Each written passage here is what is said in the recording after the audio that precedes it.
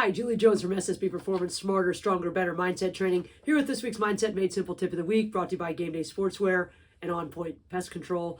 This week we're talking about a story that can change our performance. Let me tell you a story. When your parents said that to you as a kid, you probably rolled your eyes.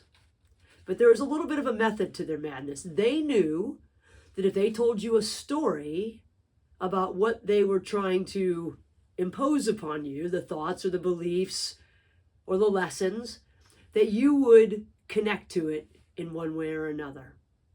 You would reflect on it. You would have a better opportunity to remember it.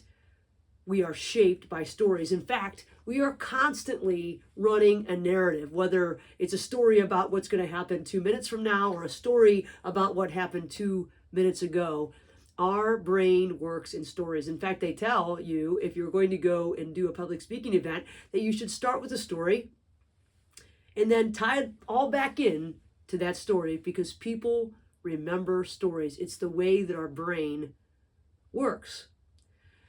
Why are we talking about stories and performance? Well, the bottom line is this, is that our stories affect our performance.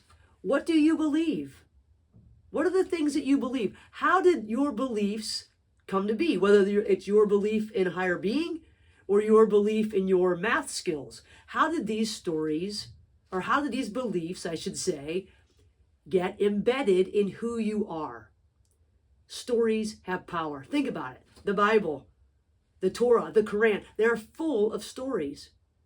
Your most fundamental beliefs were built on stories. Yesterday at church and at Sunday school for my son, we talked about Zacchaeus, or Zacchaeus, however you want to say it, the tax collector who Jesus called down from the tree and went to eat at his place. That's a story.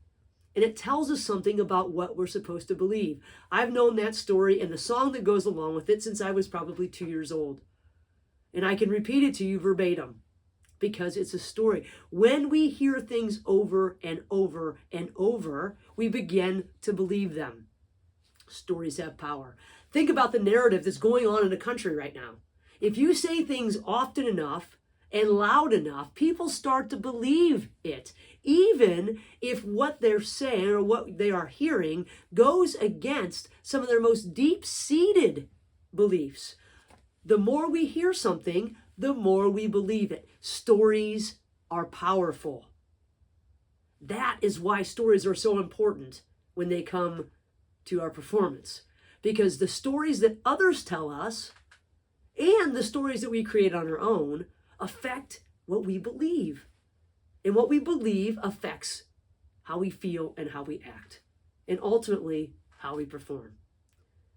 So we need to think about how we manage the stories that come in from out here and the stories that come in here based on experience or environment or our fears or whatever shapes our stories. Our stories are powerful. Researchers have found that facts embedded in stories are retained 20% more often.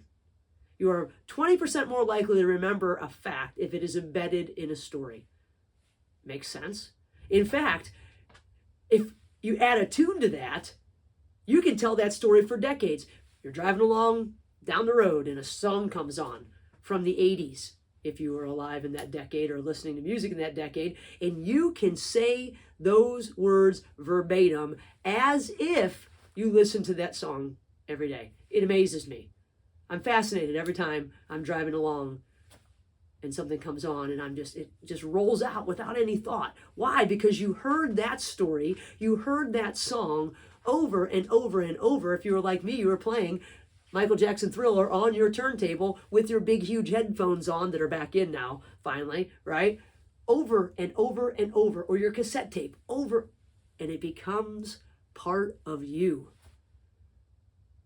That's a great thing in some ways, and a bad thing in others. The stories we tell ourselves are the most important stories we'll ever hear, and those stories must work for us. Last night I had a session with one of my high school swimmers.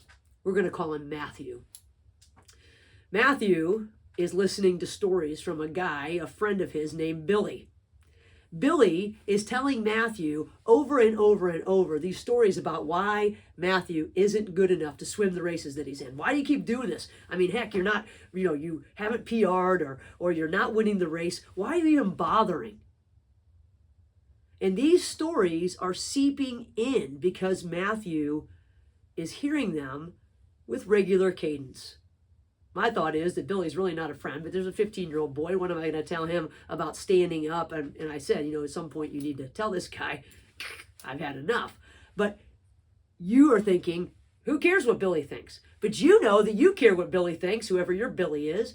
You care. In fact, NBA guys, I hear often that they're in the locker room at halftime looking at X or Twitter and reading what the guy in the basement is saying about their first half performance. Are you kidding me? These are some of the best athletes on the planet, and they're worried about the stories that other people are saying about them. Why? Because those stories that they're reading connect to a story that they either felt, made up on their own, or heard from someone else in the past. And all of a sudden, those stories are what tend to drive our second half performance. Billy's stories are seeping in to Matthew's psyche, and it bothers him. And then he starts to second guess. And he's wondering, why am I doing this? Or what is he true? Or he's right. I didn't PR today. We don't PR every day. That's why it's called PR. It happens sometimes. It doesn't happen all the time. In fact, in the session, Matthew told me why he didn't PR. He had poor sleep. His nutrition was for crap the week before. They are on long course now. They haven't been swimming in long course. They've been practicing in short course, swimming in long course. All kinds of attribution theory to things that he can adjust. He knows it has nothing to do with him as a swimmer. These stories that Billy is telling. These stories are Billy's stories. And Matthew first has to identify that Billy's stories are his and not his own. And Matthew has to build a story that works for him. Stories bombard us. And if we listen to them long enough, we start to believe them. Trevor Moawad says, and it takes what it takes, that our inner ad campaign has to be able to combat the stories of the world. We have to be louder than everything that's coming into us. Think about Caitlin Clark. Holy cow. She is getting beat up physically and mentally in the WNBA. Story after story after story about why she shouldn't, or this or that or the other. Her story, her Caitlin Clark story, has to outlast and outshout those stories. Dr. Jim Loehr, he's a performance specialist. He wrote the book called The Power of Story, Rewrite Your Destiny in Business and Life, says we need to identify which of our stories are working for us. We know that a lot of the stories out here are really not helping us build up. We have to identify our own stories and whether or not they're helping or they're hurting us. That leads Matthew to understanding that Billy's story isn't helping him, and it cannot be a part of his own. We have to figure out, Dr. Loehr says, that we have to figure out which stories cause us concern, grief, disruption, and misalignment in our lives. I think we have to think about what stories work for us as well. And we have to use those more often, obviously. If we're willing to look at this, we can find that we will find more of the stories that disrupt us than the stories that help us.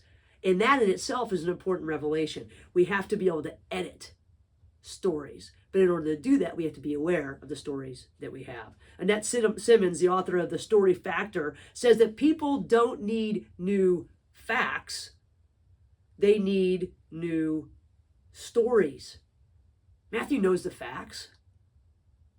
The only reason he's second guessing the facts is because Billy is influencing him in that way with his story, which is not his own. Facts without a story aren't remembered, as the research shows. So we've got to build our own story with the facts in it. Dr. Loehr goes on to say that if we build a new story, it has to meet these story building standards. It has to have purpose. It has to be based in truth, and it has to have action. Does it take me where I want to go? Is it grounded in reality? Does it lead to action that stimulates genuine hope and productive behavior? Those are the questions. Again, does it take me where I want to go? Is it grounded in reality? Does it lead to action that stimulates genuine hope and productive action? So Matthew's work this week is to write it down. Write down his story. What does he need to be thinking about? What story does he need to be repeating to himself so he believes that and not Billy's story? Why does he swim the races that he competes in? More importantly, why does he work his butt off in his nutrition normally, his sleep, his habits, right? Why does he love to swim? Where does he want to go with it? What are the things that he does well? Where has he improved? And in what ways is he showing that he's continuing to grow? These are all factual things that he knows, but they get overshadowed by the other stories. And the writing it down portion of this is really important. Research shows that when we write things down, it changes the way that we manage it. In fact, if we think about it, you can't analyze your thoughts with your own thoughts. You can think about them, but you're not going to get a clear analyzation because your thoughts are going all over the place. But when you write something down, you can read it and then you can analyze it. You can adjust it.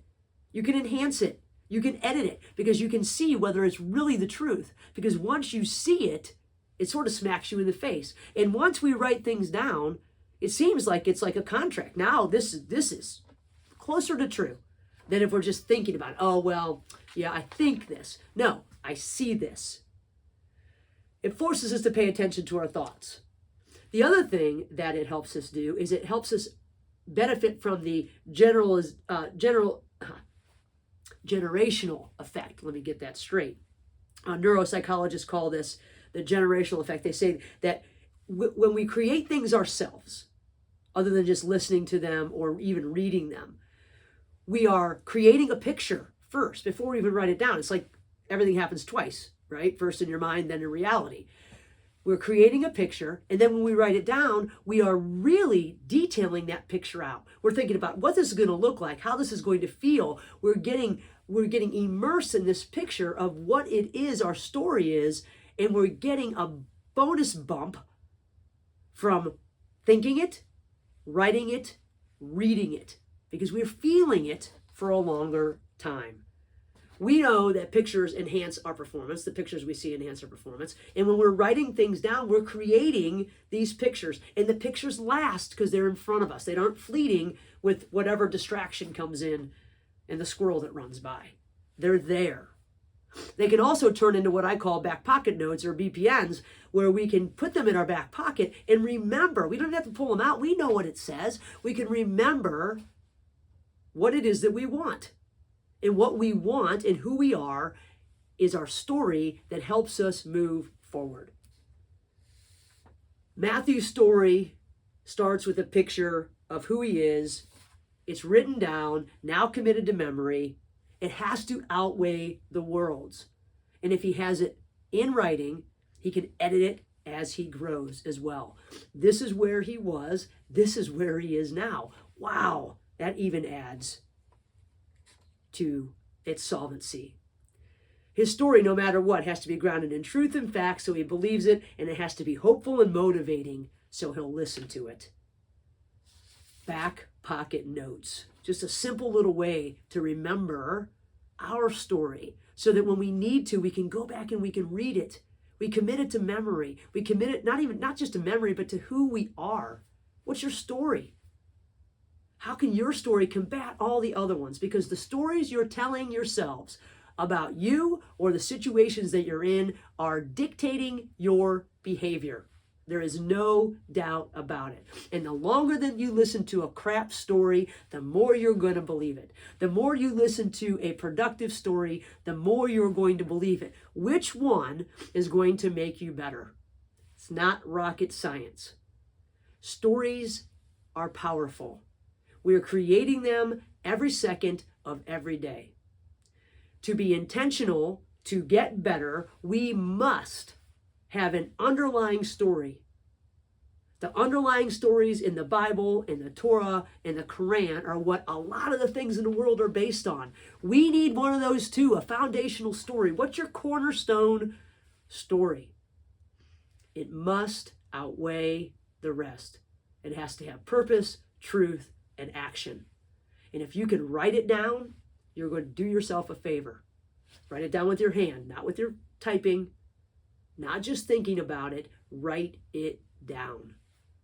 You can go back to it, analyze it, adjust it, enhance it, live it, so that when you come up against Billy's story or whoever the Billy is in your life, you can remember that that's his story and you have one that fits you and where you want to go. What stories do you need to evaluate and edit? Remember, your story has to work for you, because the longer you listen to something, the more you believe it. So make sure that when you're talking, your story is exactly who you want to be. If you'd like to write a new story in your mental performance for the 2024-25 season, send me an email. Let's get a program set up for you, and let's build a story of where your team is going so that they can have productive stories of their own. Until next week, have a great week.